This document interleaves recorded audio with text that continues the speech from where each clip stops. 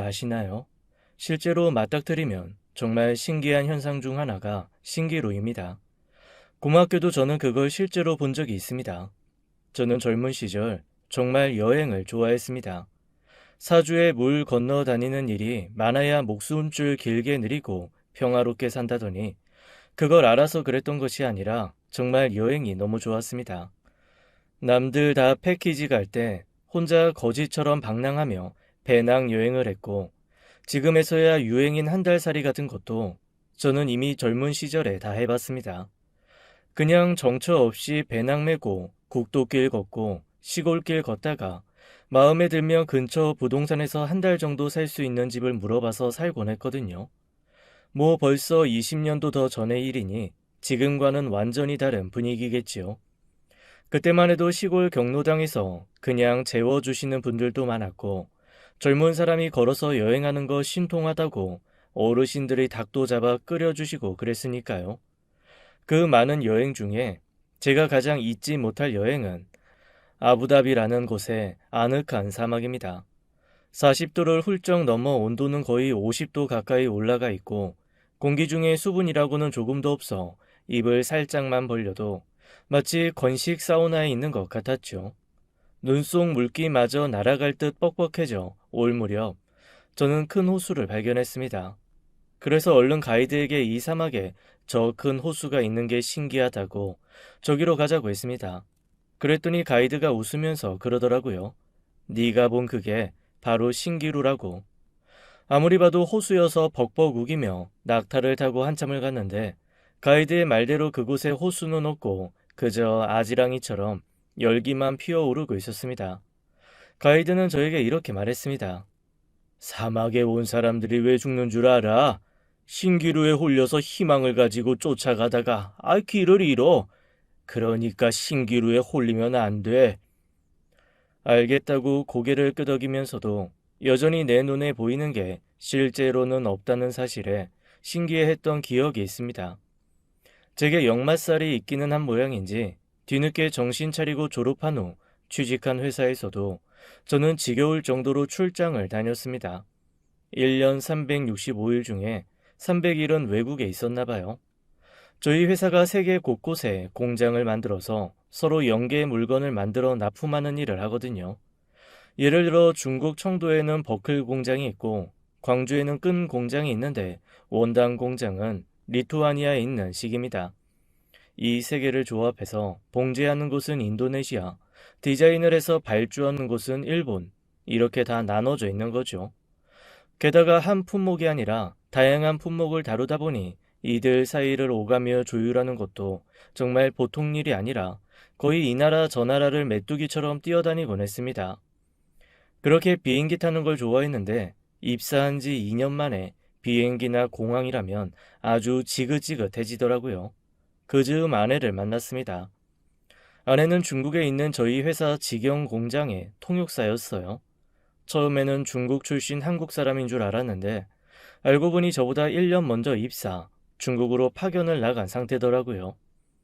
나이는 저보다 어렸는데 고등학교 졸업하고 바로 취업 전선에 뛰어들어서 경력은 저보다 훨씬 많은 상태였습니다. 그래서 처음 시작은 선배님이었습니다. 선배님으로 한 1년 정도 지내다가 이름을 부르기 시작했고 다시 이름 대신 애칭 대신 여보 당신이라는 호칭으로 부르기까지 3년이 채 안 걸렸습니다. 처음 결혼하고도 몇 달은 떨어져서 지냈습니다. 저는 아내에게 그 정도 중국어 할 줄 알고 공장에서 일한 경험 있으면 한국에서도 충분히 일자리를 구할 수 있으니 한국으로 들어와 다른 회사 다니라고 했죠. 그런데 아내는 뭔가 다른 생각이 있는지 아니면 자기가 하고 싶은 게 있었는지 딱 1년만 중국에서 더 일을 하겠다고 하더라고요. 결혼하자마자 그만두거나 한국으로 들어올 줄 알았던 회사 사람들도 오히려 자기네들이 더 당황하는 눈치였습니다. 오죽하면 현지 공장장님이 고개를 갸웃하며 그러시더라고요. 우리 회사가 처우가 별로 좋은 편도 아닌데 이렇게까지 굳이 있으려고 하는 이유를 자기도 모르겠다고 말이죠. 어쨌거나 아쉬운 건 아쉬운 거고 아내의 의견이 그렇다고 하니 어쩌겠어요. 존중해줘야죠. 아내는 중국에 있고 저는 한국에 있다 보니 이게 연애가 몹시 애틋해지더라고요. 시간이 될 때마다 중국으로 가서 아내를 만났습니다.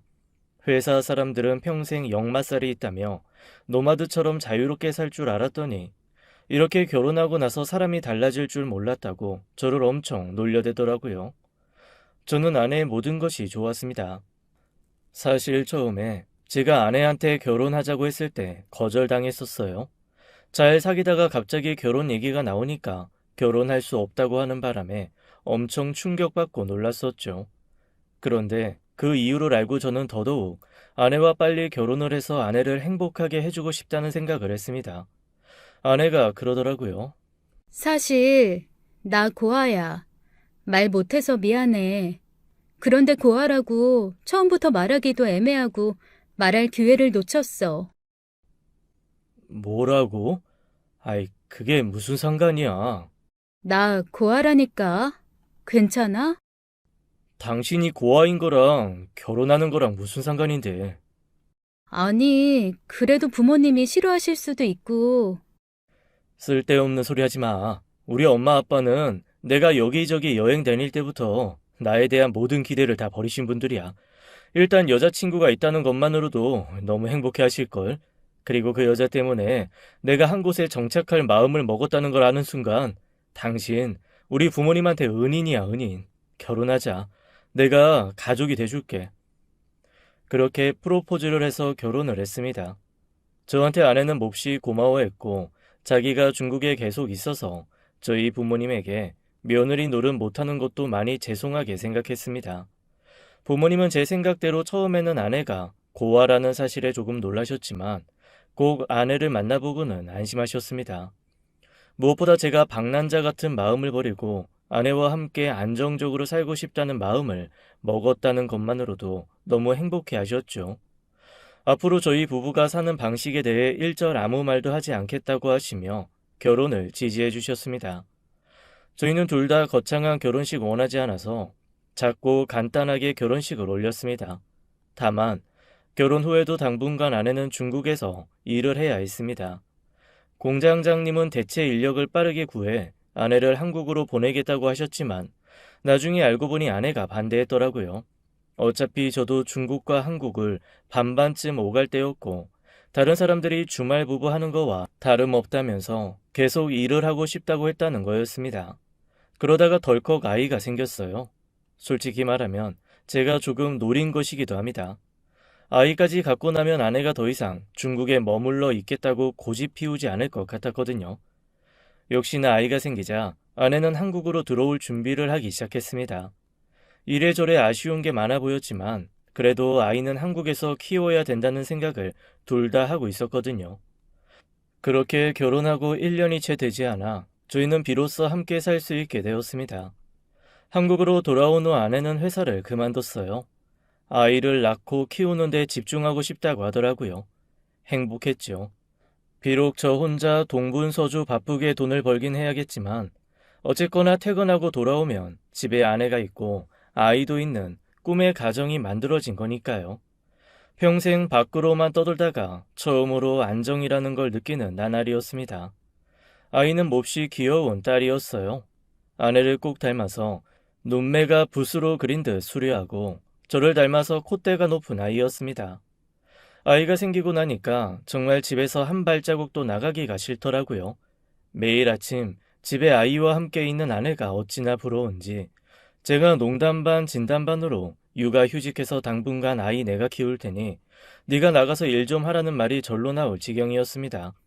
참 이상하죠. 결혼 전에는 집에만 들어오면 갑갑증이 몰려와서 사실 비행기 타고 내려 집에 들어오자마자 바로 되돌아 나가 다시 공항 가서 아무데나 비행기표 끊어 탄 적도 있거든요. 좁아터진 골방에 있더라도 거기가 집이 아니면 편했고 아무리 넓고 쾌적해도 집이면 답답했습니다. 정말로 뭐가 쉬어도 단단히 쉬운 나날이었던 거죠. 그렇게 집이 싫었던 저였는데 아이가 태어나고 아내가 생긴 후부터는 자석처럼 집에 미친 듯이 끌렸습니다. 마치 외부의 삶과 가정에서의 삶도 절대적 총량이 있는 것처럼 그동안의 집 밖 떠돌이 생활을 메꾸기라도 하려는 듯 최선을 다해 집에 머물렀습니다. 그렇게 시간이 흘러 아이는 10살이 되었고 저희 부부는 아무런 문제 없이 잘 살았습니다. 정말 아주 사소한 말다툼조차 없었어요. 고맙게도 결혼 전부터 제가 하는 일의 성격을 이해하고 있었던 아내는 제가 조금도 신경 쓰지 않게 저를 배려해 주었습니다. 하다못해 음식물 쓰레기 버리는 것조차 저한테 한번 부탁한 적이 없을 정도였어요. 제가 하려고 하면 자기가 하겠다며 그냥 쉬라고 아이 앞에 저를 앉혀주는 그런 사람이었죠. 회사에서 그런 얘기를 할 때마다 저한테 장가 잘 갔느니 어디서 그런 복덩이 여자를 만났냐느니 그게 바로 진정한 내조라며 사람들의 부러움이 하늘을 찔렀습니다. 그런데 그 즈음부터 저한테는 한 가지 고민이 생기기 시작했습니다. 아내가 저한테 말도 없이 자꾸만 혼자서 깊은 고민에 빠진 채 멍하게 있는 시간이 길어진 거예요. 오랜 시간 알아왔는데 이 사람이 고민을 하고 있는지 아닌지 정도는 저도 충분히 알 수 있잖아요. 그래서 대체 무슨 일이냐, 어떤 일 때문에 그러냐 아무리 물어봐도 아내는 대답이 없었습니다. 그냥 자기가 알아서 하겠다는 말뿐이었어요. 이게 참 같이 사는 사람이 무언가 한숨 쉬면서 고민을 하고 있는 걸 보자니 마음이 영 좋지 않더라고요. 하지만 캐 묻는다고 해서 대답해 줄 것도 아닌 듯해서 그냥 일단은 두고 보기로 했습니다. 그런데 제가 더 이상 두고 볼 수 없는 상황이 생기고 말았어요. 어느 날 아내가 딸과 함께 사라져 버린 겁니다. 처음에는 그냥 딸이랑 어디 놀러 간 줄 알았습니다. 종종 그런 일이 있었거든요. 제가 출근하고 나면 아이랑 집에만 있기가 힘드니까 아이 데리고 당일치기 여행 같은 거 훌쩍 다녀오곤 했기에 그냥 오늘도 그래서 좀 늦나 보다라고 생각을 했습니다. 보통 아무리 늦어도 저녁 9시를 넘기지 않으니 전화가 없어도 일단 저녁 8시 언저리까지는 기다렸습니다. 보통 아내가 아이와 함께 있을 때는 아이에게 집중하느라 전화기도 진동으로 해놓고 잘 안 받는 거 익히 알고 있었기에 필요하면 전화하겠거니 라고 기다린 거죠. 그런데 이게 9시가 넘어가니까 느낌이 이상한 겁니다. 그래서 아내에게 전화를 했죠. 그리고 그제야 저는 뭔가 엄청나게 잘못되었다는 생각을 했습니다. 처음에 저는 제가 뭔가 잘못 들은 줄 알았습니다.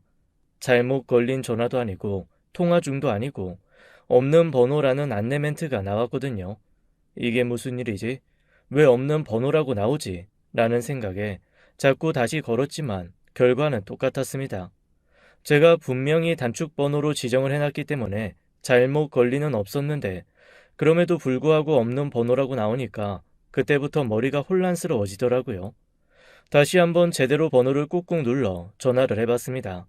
그랬더니 여전히 지금 거신 번호는 없는 번호라고 나오더라고요. 갑자기 심장이 두방망이질 시작했습니다. 무슨 일이 생긴 게 분명하다는 생각에 경찰서로 뛰어갔죠. 그랬더니 경찰서에서는 아내가 연락이 되지 않는다. 아무래도 뭔가 일이 생긴 것 같다라고 하니까 성인이 사라진 건 일정 시간이 지나야 실종 신고를 받아준다고 하더라고요. 그리고 제가 남편이고 아내가 아이를 데리고 나갔다고 하니까 그냥 부부싸움 하거나 가정 불화로 인해 혹은 제가 폭력을 휘둘러서 아내가 몸을 피한 게 아닌가 의심을 하는 겁니다. 워낙 그런 사람이 많으니 이런 의심을 할 수밖에 없다는 생각이 들면서도 마음이 급해지니 발만 동동 굴리게 되고 속이 답답해져 오더라고요. 대체 뭘 어떻게 해야 될지 감이 잡히지 않았습니다. 그렇게 하루가 지나고 이틀이 지나고 저는 아무것도 하지 못한 채 아내와 딸 생각에 정말 미칠 것 같은 시간을 보냈습니다. 실제로도 반쯤 정신이 나가 있었어요. 시간이 지나 경찰에서는 실종 신고를 받아줬지만 아내가 핸드폰을 끈 것도 아니고 아예 해지를 해버린 상태라 위치 추적이며 몸이 아무것도 할 수 없다는 얘기를 전해왔습니다. 그야말로 신기루처럼 어느 날 갑자기 내 인생에 나타났다가 그냥 훅 사라진 느낌이었습니다. 그날부터 저는 폐인이 되어 갔습니다. 제가 할 수 있는 게 아무것도 없다라는 상실감, 그리고 아내를 제대로 몰랐다는 후회, 모든 것이 저를 휘감아 자잘로 질질 끌고 들어가는 느낌이었죠. 아무도 제게 도움이 되지 않더라고요. 다들 일단 기다려보라는 말만 할 뿐 실제적인 도움을 주는 사람은 단 한 명도 없었습니다. 저는 제가 스스로 제 가족을 찾아내기로 마음먹었습니다. 어차피 여기저기 돌아다니는 건 그 누구보다 잘하고 그동안 아내에 대해서 몰랐던 것 샅샅이 알아내서 어떡하든 아내를 찾아내기로 마음먹었죠. 그렇게 조사를 시작했습니다. 그리고 아내에 대해 조사를 하면 할수록 제 스스로에 대한 원망이 가득 차오르더라고요. 저 진짜 아는 게 없었습니다. 고아라는 말만 듣고 그런가 보다 했지 한 번을 제대로 돌아가신 부모님이나 자라온 곳 이런 것에 대한 얘기를 들어본 적이 없더라고요. 게다가 결혼 생활 10년 동안 아이를 중심으로 모든 게 돌아가다 보니까 그나마 연애 때 아내가 자기 얘기를 했던 걸 들은 기억이 가물가물 바람결에 날아가듯 그렇게 사라지고 있었습니다. 진짜 안 돌아가는 머리를 끙끙거리며 굴려 아내가 했던 얘기들을 떠올리기 시작했어요. 그리고 그 기억 속에서 저는 아내가 성당을 다니고 있었고 그 성당을 다녔던 이유가 수녀님들이 운영하는 고아원에서 자랐다기 때문이라는 얘기를 떠올렸습니다. 어렸을 때 아그네스라고 불렸던 것까지 기억해냈죠. 아주 망망대해 끝이 보이지 않는 바다에서 아주 약한 부표 하나 잡은 느낌이었지만 그래도 이게 어디냐 싶어 그걸 단초로 조사를 하기 시작했습니다. 일단 수녀님들이 운영하는 보육원이란 보육원은 다 뒤지기 시작했어요. 그리고 그 많은 곳들을 하나하나 찾아다니며 아내의 사진을 내밀었습니다. 그 과정에 제가 다시 한번 의아하게 놀란 건 아내가 사라진 후 알게 된 사실. 바로 집에 있던 아내의 물건도 이미 다 정리된 후였다는 겁니다. 사실 회사 일하면서 집에 있는 앨범이며 살림들을 매번 퇴근하고 와서 뒤집어 보진 않잖아요. 그러니 당연히 저도 몰랐죠. 그런데 아내가 사라진 후 혹시 단초될 만한 게 있나 싶어 집을 뒤졌는데 저희 결혼 사진, 아이 돌 사진, 그리고 아이가 자라면서 찍은 사진, 정말 모든 사진들이 다 사라지고 없더라고요. 마치 작정하고 흔적을 없애기라도 한 듯 단 하나도 남아있지 않았습니다. 간신히 제가 연애할 때 출장 다니면서 들고 다녔던 수첩, 그 수첩에 끼워져 있던 젊은 시절의 아내 사진과 아이의 2살 무렵, 저희 세 식구가 함께 찍었던 사진만 남아있었습니다. 그 수첩에 그 사진이 들어있으리라고는 미처 생각을 하지 못한 거죠. 만약에 그것마저 없앴으면 저는 진짜 신기루가 제 인생에 스며던 것이 아닐까 하고 제 스스로를 의심했을 거예요.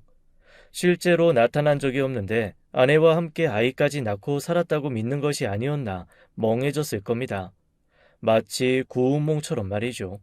다행히 사진에 남아있는 아내와 아이가 제가 이상한 생각을 한 게 아니라는 걸 증명해주고 있더라고요.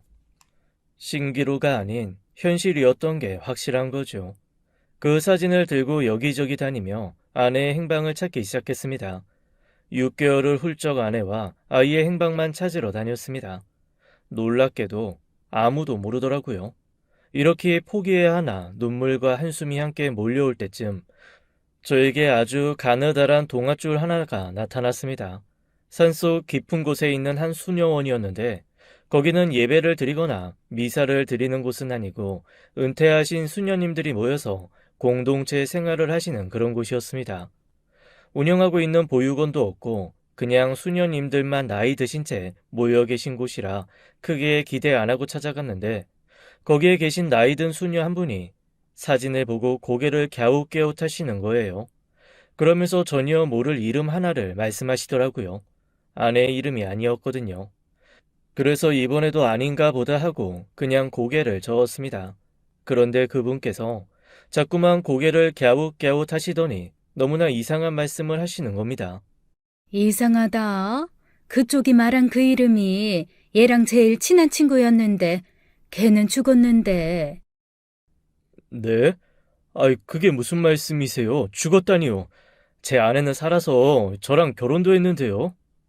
아, 그게 아니고 내가 너무 오래된 일이라 기억은 잘 안 나는데 내가 여기 들어오기 전에 파주에 있는 한 보육원에 잠시 있었어요. 아주 잠깐 있던 거라 담당했던 애들이 많지는 않아서 거의 기억을 하거든요. 당시에 또래 여자애 둘이 거의 비슷한 시기에 우리 보육원에 들어왔었어요. 아, 보육원이 있는 수녀원에 계신 적이 있군요. 그러면 이 이름이 기억나시는 거예요? 고개를 갸웃갸웃하며 수녀님이 들려주신 얘기는 너무나 어이없고 이상한 얘기였지만 제가 아내의 행방을 찾으면서 처음 얻은 단서였습니다. 부모님이 두 분 다 잘못되고 할머니랑 살다가 들어온 애가 하나 있었고, 사업하시던 부모님이 갑작스레 사정이 안 좋아져서 잠시 맡겨진 아이가 있었거든요. 지금 찾으시는 분 이름은 사업하는 부모님 딸인데 걔는 몇 년 전에 죽었는데. 혼란스러워하시는 수녀님에게 제가 한번 잘 알아볼 테니 세상을 떠났다는 그 사람의 가족 혹은 지인이라도 연결되는 사람이 있으면 좀 알려달라고 하였습니다. 수녀님은 좀 곤란한 얼굴을 하셨지만 제가 워낙 간절하게 부탁을 하니 어디론가 전화를 해서 몇 마디 나누고는 제게 번호를 하나 주셨습니다. 사실 제 기억도 오래돼서 걔가 맞는지는 잘 모르겠네요.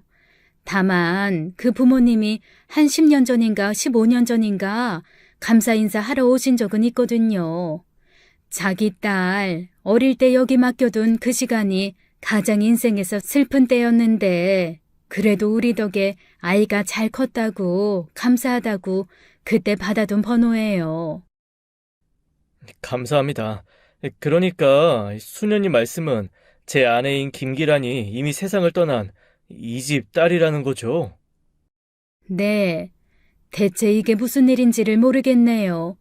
근데 제가 지금 그 번호로 전화를 해보니까 다른 사람이 받아요. 아마 부모님도 다 돌아가신 모양이에요. 손에 번호를 하나 쥐기는 했지만 그게 동아줄이 될지 녹아 흐트러지는 종이건이 될지는 일단 전화를 해보기 전에는 모를 일이었습니다. 수녀님에게 번호를 받아서 나오는 길 심호흡을 크게 하고 바로 전화를 했습니다. 저와 나이가 비슷할 것 같은 한 남자가 받더라고요. 저기 혹시 이 번호를 언제부터 쓰셨는지 여쭤볼 수 있을까요?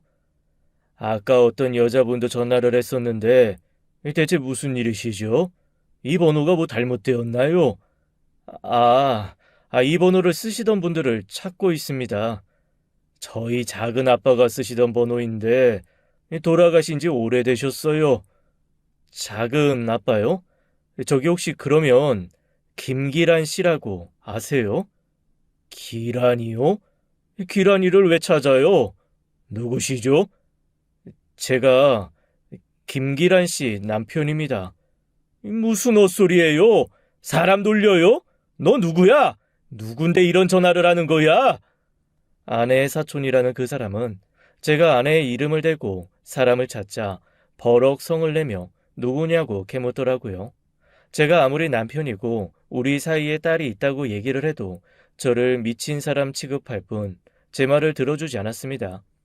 오히려 무슨 보이스피싱 취급을 하면서 저를 고소하겠다, 경찰에 신고하겠다, 난리를 피우더라고요. 억울하고 답답했지만 그래도 전화를 그냥 끊어버릴 수는 없었습니다. 아내에 대해 얻을 수 있는 유일한 단서일 수 있었으니까요. 빌기 시작했습니다. 한 번만 만나주세요. 만나보고 제가 이상한 사람이면 그때 바로 경찰에 저를 넘기시면 되잖아요. 네? 처음에는 너무 어이없어 하던 그 사촌이란 사람도 제가 너무 간절하고 애같아서 말을 하니까 조금 누그러들기 시작했습니다. 반신반의, 의심 가득한 그분께 지금 당장 만나러 가겠다고 말하고 바로 있는 곳으로 뛰어갔습니다. 역시나 두 눈에 불신을 가득 담은 남자 하나가 저를 기다리고 있었습니다. 이렇게 만나주셔서 감사합니다. 저 진짜 김기란 씨랑 결혼했어요. 그런데 아내가 없어져서 찾고 있는데, 아니, 기란이는 연락이 끊긴 지 수십 년이 넘었어요. 딸 행방을 몰라 작은 아버지랑 작은 어머니 돌아가시는 그날까지 마음에 정말 깊은 한을 품고 돌아가셨습니다. 그러다가 기란이가 죽었다는 얘기를 들었는데 이렇게 갑자기 나타나서 남편이라고 하면 제가 믿겠습니까? 저는 결혼 사진, 그리고 가장 최근에 찍은 사진을 그 사람 앞에 들이밀며 아내가 맞는지 확인을 했습니다. 그런데 고개를 갸웃하며 한참을 사진을 들여다보던 그 사람이 이러더라고요. 워낙 어릴 때 보고 못 봐서 정확하지는 않지만 작은 아버지 어머니랑 닮은 구석이 없어 보이는데 미안합니다. 그쪽이 하는 얘기를 다 믿을 수도 없기는 하지만 일단 이 얼굴은 기란이가 아닌 것 같아요. 허탈함이 밀려왔습니다. 분명 뭔가 이상하게 꼬인 비밀이 있는 것 같기는 한데 안개 속에 쌓인 것처럼 암담하기만 한 것이 어디서부터 어떻게 해결을 해야 할지 모르겠더라고요. 일단 별다른 수확은 없었지만 몇 가지 사실은 알 수 있었습니다. 아내의 이름이 김기란이 아닐 수 있다는 것, 그리고 아내와 함께 고아원에 잠깐 머물렀던 진짜 김기라는 이름을 가진 여자가 죽었다는 거였죠. 하지만 그 사실을 제대로 확인해 줄 사람은 아무도 남아있지 않았습니다. 대체 아내는 어떤 사람이었던 건지, 고아는 맞는 건지, 내가 알고 있는 것 중 어디까지가 진짜이고 어디까지가 거짓인지 너무나 머리가 복잡했습니다. 그러다 문득 아내를 처음 만났던 회사의 공장장님이 생각났습니다. 중국 사람인 그 공장장님은 제가 알고 있는 한 가장 아내에 대해서 많이 아는 분이었거든요. 무작정 중국으로 떠났습니다. 무슨 수를 써서라도 아내를 찾아야겠다는 마음뿐이었거든요. 오랜만에 만난 공장장님은 그대로였습니다. 저한테 결혼 생활은 좋냐, 괜찮냐 물어보시길래 사실 그것 때문에 찾아왔다고 하며 아내에 대해 알고 있었던 것을 좀 말해달라고 했습니다. 뜬금없는 제 부탁에 공장장님은 고개를 갸웃하시더라고요. 아이, 결혼까지 안 마당해? 아이, 지금 와서 네 아내에 대한 걸 나한테 물어보면 어떡하냐? 알아요, 저 이상한 거. 저라도 그렇게 생각할 것 같아요. 그런데 제가 알고 있는 게 다 다른 것 같아요. 일단 이름부터 뭔가 이상해요. 아내 이름 김기란 맞아요? 아이, 김기란? 아이, 김기란이 이름이야. 그냥 네가 걔를 부르는 애칭 같은 거 아니었어? 애칭이라뇨? 한국어를 잘 모르는 공장장님은 제가 아내와 연애할 때 기라나 기라나 하고 부르는 걸 듣고 아내에게 한번 물어본 적이 있다고 했습니다. 왜 제가 아내를 기란이라고 부르냐고 말이죠. 그때 아내의 대답은 제가 아내를 부르는 애칭이 기란이라고 했다는 겁니다. 그러니 당연히 이름이 아닌 애칭을 부르고 있다고 생각하고 별다른 질문 없이 넘어가셨던 거죠. 걔 이름 소영이잖아. 아이, 박소영. 그게 아내의 진짜 이름이었습니다. 사실 저도 들은 적이 있어요. 공장장님이 어색한 발음으로 소영 하시길래 저 역시도 그냥 그게 중국어로 뭔가 아내를 부르는 별도의 호칭인 줄 알았거든요. 그게 이름이었어요? 그냥 공장장님이 부른 호칭 아니고요? 이름 맞아요? 확실해요? 어이, 맞아. 아이, 걔가 나한테 알려준 이름이 박소영이요. 그거를 내가 그냥 중국 발음으로 부른 거지. 그러니까 김기란이 아니고 박소영이라는 거죠. 공장장님의 말씀에 조금 어이가 없었습니다. 처음에 제가 아내를 만났을 때는 항상 중국어로 중국어 직책을 부르곤 했거든요. 저한테 어찌나 거리를 두는지 이름 물어보고 그 이름이 뭔지 묻는 데만도 3개월이 넘게 걸렸습니다. 본사에서 직접 채용한 직원이 아니라 중국 현지에서 채용한 직원이라 본사에서도 아는 정보가 별로 없었거든요. 급여도 중국에서 나가고 인적 관리도 중국 쪽 회사에서 하고 있으니 한국 회사에서는 사실 아내에 대해서 아는 게 없는 상황이었습니다.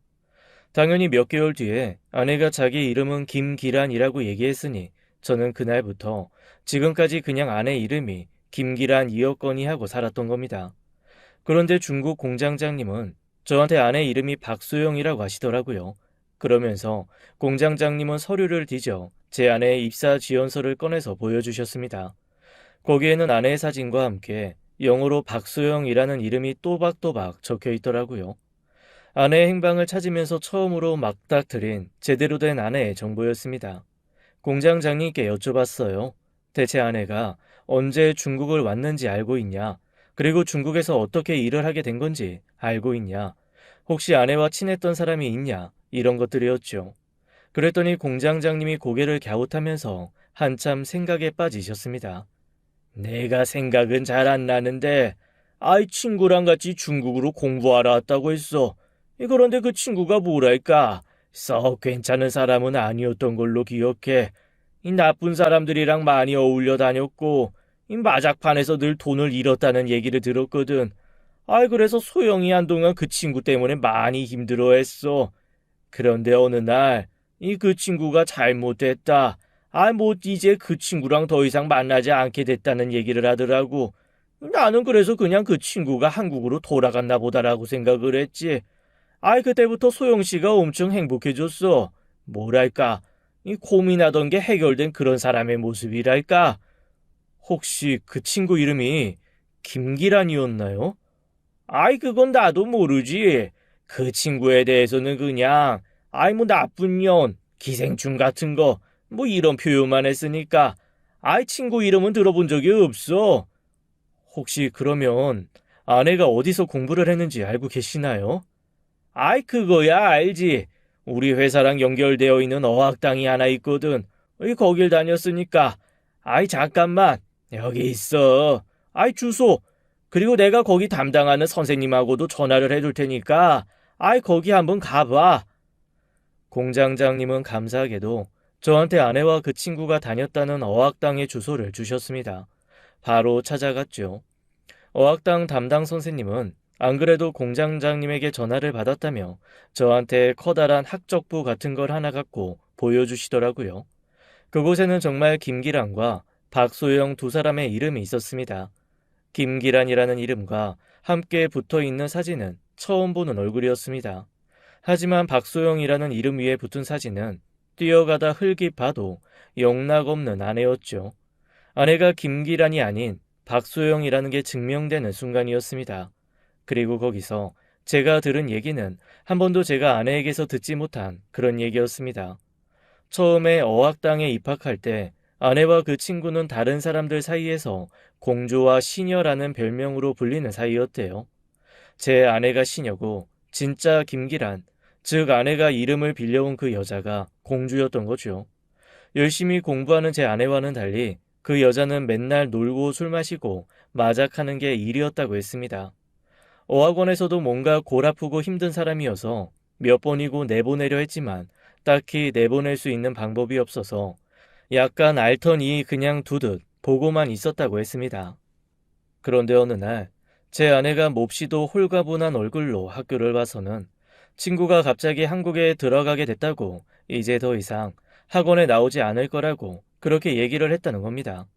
어학당에서는 그렇게 되면 냈던 돈도 돌려줘야 하고 뭔가 절차가 필요해서 한국에 있는 가족들한테 연락을 하려고 했대요. 그런데 제 아내가 자기가 다 연락했고 돈은 돌려줄 필요 없다고 얘기했다며 앞장서서 다 수습을 했다고 하더라고요. 어학원 원장님은 어깨를 으쓱하며 저한테 이렇게 말했습니다. 아이, 저희로서는 굳이 환불을 요구한 것도 아니고 그 학생이 더 이상 학원을 나오지 않겠다고 한 거니까 그 이상 뭔가 물어보지는 않았죠. 그런데 갑자기 왜 이런 걸 물어보시는 거죠? 혹시 지금 와서 환불해달라고 하는 건 아니죠? 그건 저희 원칙상... 아니요, 그건 아닙니다. 사실은 당신들이 박소영이라고 알고 있는 이 여자가 김기란이라는 이름으로 저와 결혼을 했어요. 그런데 얼마 전부터 행방을 찾을 수가 없거든요. 그래서 지금 열심히 찾아다니는 중입니다. 아이, 그래요? 참 미안하네요. 왜 자기 친구 이름을 썼지? 아니, 그것도 엄청 싫어하고 안 좋아하던 그런 사람인데, 사실 이 어학원에 얼마나 많은 사람이 왔다 갔겠어요. 그런데 제가 딱 김기란, 박소영 기억하는 건 이유가 있습니다. 봉건시대 계급사회처럼 한 사람은 너무나 강하게 사람을 부려먹었고 나머지 한 사람은 굽신거리며 하라는 거 다 했거든요. 그런데 그 굽신거리던 사람이 굳이 자기를 하녀처럼 부려먹던 친구 이름을 썼다고요. 왜죠? 고개를 갸웃갸웃하는 그 모습을 보면 저 역시도 의문이 커지기만 했습니다. 혼자서는 도저히 그 이상 알아낼 능력이 없더라고요. 그래서 결국 흥신소 도움을 받기로 했습니다.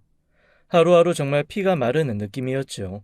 아무리 생각해도 대체 아내가 어떤 정체를 가지고 있었던 건지, 무슨 일을 꾸미고 있었던 건지 알 수가 없었습니다. 그러다가 보름쯤 지났을 무렵 흥신소에서 저에게 몹시 새로운 소식을 하나 가지고 왔습니다. 흥신소에서 제가 들은 얘기는 좀 충격적인 얘기였어요. 저희가 중국에서도 중국에서의 아내분 행방, 즉 박소영 씨 행방을 좀 찾아보고 그 다음에 한국에서도 좀 찾아봤는데 아무래도 명의를 도용하신 것 같습니다. 제 아내가 명의를 도용했다고요? 네, 그 어학원 다닐 무력 기록인데요. 어학원에서 김기란 씨가 더 이상 어학원을 나오지 않은 시점부터 근 4, 5년 정도 계속 김기란 씨 통장으로 한국에서 입금된 내역이 있거든요. 그런데 그거를 박소영 씨가 다 빼서 쓰셨더라고요. 본인 통장으로 이체한 내역도 있고 카드를 쓰고 다닌 기록도 있고요. 아니, 그러면 자기 친구가 없어졌는데 계속 친구가 옆에 있는 것처럼 그 돈을 쓰고 살았다는 거예요? 그렇다기보다는 그냥 김기란 씨인 척했던 거겠지요. 김기란 씨를 어떻게 했거나 아니면 어떻게 된 걸 알고도 모른 척 했거나 중요한 건 김기란 씨의 행적을 알고 계셨던 것 같다는 겁니다. 흥신소의 말을 듣고 머리가 아득해져 왔습니다. 제가 아는 아내 역시 돈 욕심이 있고 갖고 싶은 게 많고 약간의 애정 결핍이 있는 사람이기는 했습니다. 하지만 뭔가 이런 식으로 나쁜 짓을 할 사람은 아니었거든요. 그런데 지금 흥신소의 얘기를 들어보면 친구가 어디론가 사라졌는데 그걸 수습하지 않고 자기가 그 친구인 양 신분을 빼앗았다는 거잖아요. 제가 멍하게 듣고 있자 흥신소에서는 계속 말을 이어나갔습니다. 아마 한국에 계신 부모님은 딸이 계속 중국에 있다고 생각하신 것 같아요. 그런데 부모님이 돌아가시고 나서도 딸이 귀국하지 않고 그러니 당연히 유산은 딸한테 갔겠죠. 유산을 받은 내역까지 다 있습니다. 그게 언제인가요? 흥신소에서 말해준 그 시기는 아내가 저와 결혼을 하고 막 회사를 그만뒀을 그 시점이었습니다. 그러자 문득 떠오르는 게 하나 있었어요. 저 사실 아내가 고아이기도 하고 혼자 고군분투 애쓰고 살아온 걸 알고 있기 때문에 혼수 같은 거 아내한테 요구할 생각이 없었거든요. 그런데 아내가 그래도 결혼하는데 할 건 해야겠다면서 저희 부모님께 예단도 드리고 저한테 예물시계도 하나 근사한 것으로 해주었습니다. 이렇게 무리하지 않아도 된다고 했지만 그래도 이 정도는 해야 한다며 아내가 극구 고집을 피워서 예단을 했었거든요. 그때도 사실 대체 돈이 어디서 나서 이런 걸 하나 싶었는데 흥신소 말을 들어보면 그 즈음 아내가 자기 친구 부모님, 즉 김기란 씨의 유산을 가로챈 거였습니다. 믿고 사랑했던 아내가 사기꾼이었다는 사실을 알게 되자 저는 다리에 힘이 풀렸습니다. 그러면 한편 궁금해졌어요. 대체 그럼 아내는 어디로 사라진 건지, 왜 사라진 건지 가슴이 답답해져 왔습니다. 그러자 흥신소에서 다시 한번 이런 얘기를 해주었습니다. 사실 중요한 얘기는 지금부터인데요. 저희가 좀 찾아보니까 김기란 씨가 살아계시더라고요. 네? 그게 무슨 얘기예요? 잠깐만요. 지금 말씀하신 김기란 씨는 제 아내를 말하는 건가요? 아니요. 자, 지금부터 잘 들으세요. 복잡해집니다. 선생님의 아내분은 어디 보자. 저희가 쭉 자료를 조사해보니까 결혼하기 몇 년 전에 개명 신청을 하셨더라고요. 그래서 아내분도 성함은 김기란이 맞고요. 제가 말하는 김기란 씨는 그 아내분의 친구분이었던 원래 김기란 그분을 말하는 거예요. 즉 아내분께서 결혼하기 몇 년 전에 아예 이름을 김기란으로 개명을 한 거죠. 원래 성까지는 개명이 어려운데 뭐 어떻게 한 모양입니다. 아마 엄마 성을 알았다, 엄마 성을 따르겠다 하면서 서류를 꾸며낸 것 같습니다. 아니, 그러니까 제 아내가 저랑 결혼하기 몇 년 전에 이름을 아예 김기란으로 개명을 했다는 거죠. 네, 개명을 완료하셨고 그 이름으로 혼인신고도 하셨네요. 그제야 제가 왜 아내의 옛날 이름을 몰랐는지 완전히 알 수 있었습니다. 아내는 저랑 사귀면서 아예 이름을 그 친구와 똑같은 이름으로 개명을 한 거였어요. 그래서 저와 결혼할 무렵 아내를 알고 있던 사람들은 다 아내의 이름이 김기란이라고 알고 있었던 거고, 그 이전, 저와 만나기 훨씬 이전 어린 시절의 아내를 알고 있었던 사람들은 다 아내를 박소영이라고 알고 있었던 거죠. 무슨 스파이도 아니고 이렇게까지 자기를 철저하게 숨겨야 하는 이유가 뭐가 있을까 궁금하기만 했습니다. 그러자 흥신소에서 저한테 주소 하나를 건네주더라고요. 사실 저희가 어떤 김기란 씨인지 몰라서 확인은 못했는데 두 김기란 중 한 분은 여기 살고 있습니다. 흥신소에서 준 주소는 한국의 지방 소도시 단란주점 주소였습니다. 저는 바로 그곳으로 뛰어갔습니다. 그리고 그곳에서 눈이 희번덕한 여자 하나를 만날 수 있었습니다. 제가 김기란을 찾자 그 여자가 저한테 천천히 걸어 나오면서 자기를 왜 찾냐고 물어보는데 그 순간 알 수 있었습니다. 저 여자가 진짜 김기란이라는 걸요. 그래서 제가 혹시 박소영 씨를 아냐? 박소영 씨를 찾고 있다라고 했더니 그 여자가 갑자기 성을 버럭내며 그 미친 여자, 당장 내 눈앞에 데려오라고 소리를 버럭버럭 지르는 겁니다. 제가 왜 그러냐, 무슨 일 때문에 그러냐고 했더니 그 여자가 꼭 미친 사람처럼 악을 쓰며 이렇게 얘기하더라고요. 그 사기꾼 기집애. 나인 척 우리 엄마 아빠 유산 다 훔쳐간 사기꾼. 내가 가만두지 않을 거야. 아주 3대가 망하게 괴롭히고 저주할 거라고. 걔 딸도 있고 가족도 있더라. 내가 그 딸 인생까지 아주 알차게 망치려고. 진짜 가만두지 않을 거야. 그런데 아저씨는 그년 왜 찾아? 당신도 사기당했어? 무슨 사이인데? 순간 제가 남편이라는 얘기를 하면 안 될 것 같다는 생각이 들었습니다. 그래서 그냥 대충 나도 좀 사기를 당한 게 있다. 그래서 어떻게 하든 좀 찾아야 할 것 같다라고 얼버무렸죠. 그랬더니 저한테 번호를 하나 주면서 그 여자 찾으면 연락해 달라고 저한테 그러더라고요. 가슴이 답답해져 왔습니다.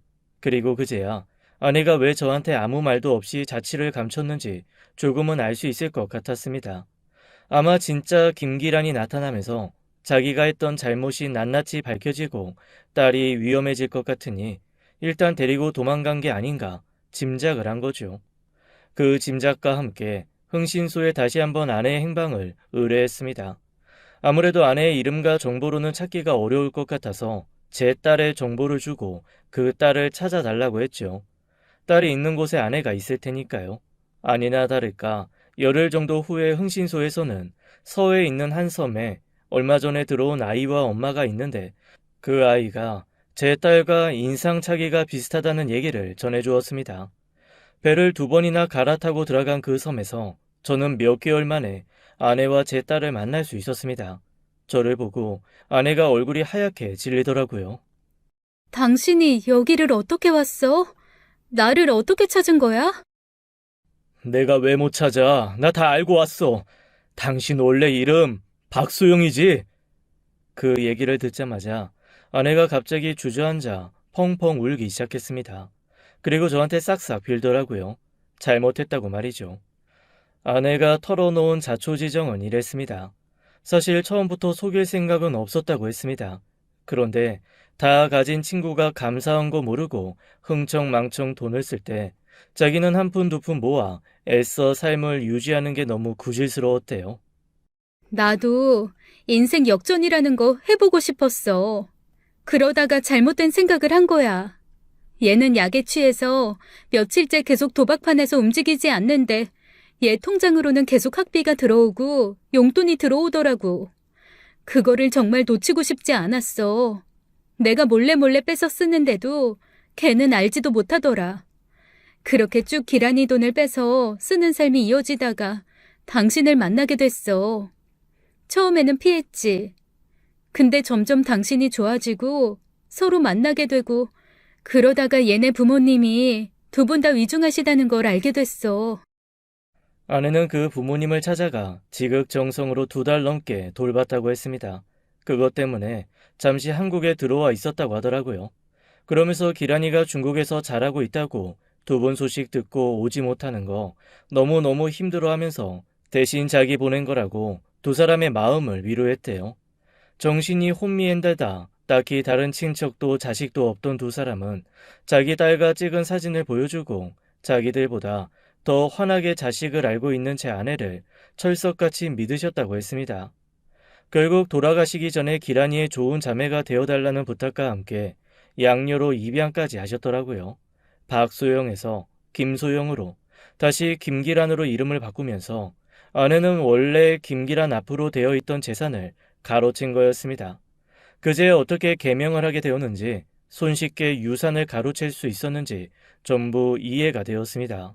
2분이 앞서거니 뒤서거니 돌아가신 후에 꽤 많은 유산을 남기셨다는 걸 알게 됐어. 사실 나랑 얘랑 생긴 것도 비슷해서 우리 예전에 고아원에 같이 있을 때도 수녀님이 맨날 헷갈리실 정도였거든. 중국으로 변호사가 찾아왔는데 나를 보고 그냥 기란이라고 믿더라고. 왜냐면 내가 기란이 신분증도 가지고 있고 기란이 명의로 된 휴대전화도 가지고 있었으니까. 그리고 호적에도 제대로 이름 올라와 있고. 그때 기란이인 척하고 유산 받았어. 그리고 무서워서 당신이랑 결혼하고 중국에 더 숨어 있었어. 그러다 아이가 생겨서 한국으로 온 거야. 중국에, 그 친구가 있었던 거 아니야? 그러면 한국에 있는 게 더 안전했던 거 아니야? 아니, 걔는 늘 약에 찌들어 있고 도박판에서 움직이지 않는 아이였으니까. 아마 자기 통장이 어디 있는 줄도 모르고 내가 없어진 것도 몇 년 뒤에나 알았을걸? 오히려 한국에는 기란이 부모님을 아는 사람도 많고 걔도 남은 인맥이 있으니까 더 위험할 거라고 생각했어. 그래서 회사 그만두고 집에만 있겠다고 한 거였어? 응. 숨어 살다 보면 언젠가 기란이가 나타나더라도 빨리 피할 수 있을 거라 생각했거든. 그런데 얼마 전에 기란이가 날 찾았어. 돈 다 떨어지니 부모님이 그제야 생각났나 봐. 그러다가 사실을 다 알게 된 거지. 부모님이 돌아가신 것도 내가 양녀로 들어가서 재산 받은 것도 자기 부모 유산 당장 돌려내고 자기한테 보상하지 않으면 가만두지 않겠다고, 나뿐만 아니라 내 아이까지 가만두지 않겠다고 펄펄 뛰더라고. 어떻게 해야 할지 몰라서 그냥 일단 도망쳤어. 저는 아내의 말을 듣고 일단 아내를 꼭 안아주었습니다. 큰 죄를 저지른 건 맞고 세상 모두가 아내에게 손가락질 할 일을 한 것도 맞지만 그래도 사랑으로 한 명 정도는 아내를 감싸줘야 한다고 생각했습니다. 그리고 그 사람은 저여야 한다는 마음이 들었죠.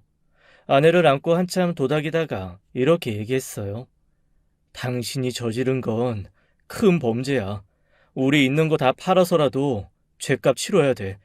그 사람한테 갚을 거 다 갚고 우리 빈손으로 새로 시작하자. 경찰서 가서 자수하자. 나 무서워.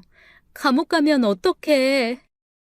감옥 갈 일 했으면 감옥을 가야지. 난 최선을 다해서 당신 뒷바라지하고 아이 잘 키울게. 거짓말이 거짓말을 만들고 숨기던 게 계속 커져서 이어졌던 거, 그 시작이 잘못됐던 거야. 다 반성하고 죗값 치르자. 제 설득에 아내는 고개를 끄덕였습니다. 그리고 저희는 경찰서에 가서 자수를 했습니다.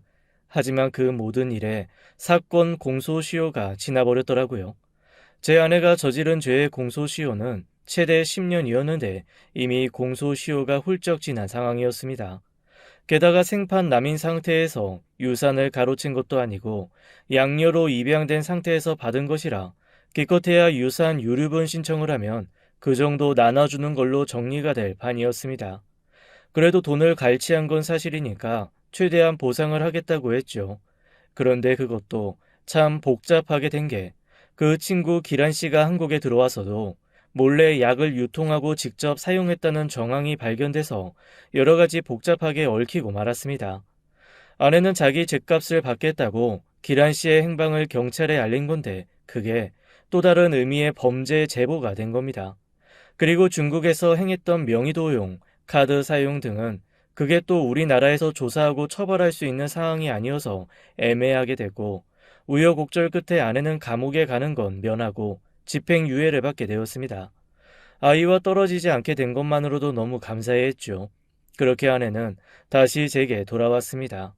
아내를 찾아 돈도 받아내고 복수도 할 거라고 씩씩거렸던 기란 씨는 중국 조직과도 얽혀 있던 것이 있어서 꽤 큰 벌을 받게 되었습니다.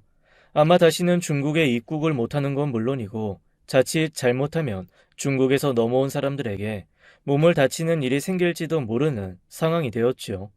어쩌면 가장 안전한 곳이 감옥일지도 모르는 상황까지 되어 복수는커녕 본인 신변 걱정을 해야 하는 지경이 되었습니다. 하지만 저희 부부는 약속을 하나 했습니다. 기란 씨가 처벌을 다 받고 다시 사회로 나오게 되면 어떻게든 아내가 잘못한 걸 보상하자고 말이죠. 법이 비록 그러지 않아도 된다고 하기는 했지만 아내가 이렇게 말하더라고요. 나 우리 아이한테 떳떳한 엄마이고 싶어. 그걸 위해선 뭐든 할 수 있어. 나 정말 열심히 살아서 기란이한테 갚을 수 있는 거 다 갚을 거야. 그래, 잘 생각했어. 나도 최대한 도울게. 지난 몇 달간 지옥 같은 시간이었지만 그래도 아내와 딸을 찾은 게 지금으로서는 가장 행복한 일입니다. 김기란이건 박소영이건 제 아내가 다시는 제 옆을 떠나지 않았으면 좋겠거든요. 지난 몇 달 저는 아주 짙은 신기루 안을 헤매고 다녔습니다. 아, 이 모든 사건이 마무리되고 저는 아내에게 각서를 하나 받았습니다. 앞으로 어떤 일이 있어도 정말 세상이 무너지고 땅이 꺼져도 하늘이 무너지는 한이 있어도 제게 말없이 자취를 감추는 건 하지 말라고 말입니다. 내가 정말 다 극복하고 이겨낼 수 있거든. 그런데 이번처럼 사라진 당신을 찾는 건 이제 2번 다시 못할 것 같아.